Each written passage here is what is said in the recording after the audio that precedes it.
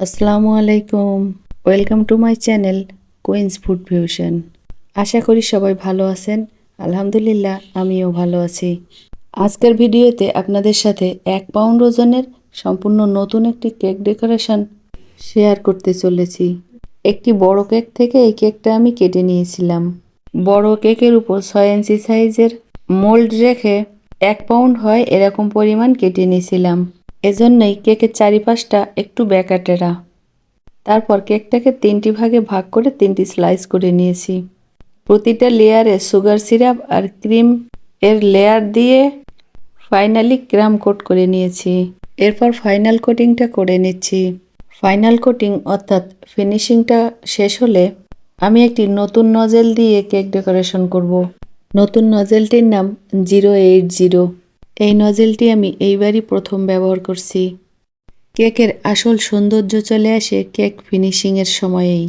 ফিনিশিংটা তাই একটু সুন্দরভাবে এবং কেয়ারফুলি দিয়ে নেওয়া উচিত। ফিনিশিং দেওয়া প্রায় হয়ে গেছে। এখন কেকটাকে হালকা একটু কালার করে নিব। ক্রিমের সাথে আমি কোনো কালার মিক্স করিনি। প্যালেট নাইফের উপরে কালার নিয়ে এভাবে আমি কালার করে নিয়েছি। আর আমি এখানে ভায়োলেট কালার ব্যবহার করছি। কেকের নিচের অংশে কালারটা এভাবে চারপাশ দিয়ে ছড়িয়ে নিচ্ছি যাতে সুন্দর একটা কালার শেড আসে।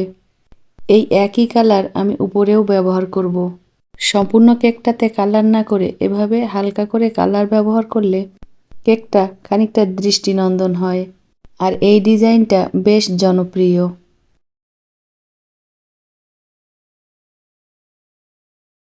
এখন ব্যবহার করছি সেই 080 নজেলটি। এই নজেলের ডেকোরেশনটা আপনারা দেখেই নিশ্চয়ই বুঝতে পারছেন। একটি টেবিলের চারপাশ দিয়ে কাপড় যেভাবে ঝুলে থাকে এই নজেলের ডেকোরেশনটা ঠিক এরকমই হয়। কয়েকটি স্তরে এই ডিজাইনটা দিয়েছি। আপনারা চাইলে একবার ব্যবহার করে পাশাপাশি ছোট একটি স্টার নজেল দিয়ে ডেকোরেশন করে ফিনিশিং টানতে পারেন। তাহলে কেকের মধ্যে একটা রাজকীয় ভাব চলে আসবে। ভালো থাকবেন সবাই। আল্লাহ হাফেজ।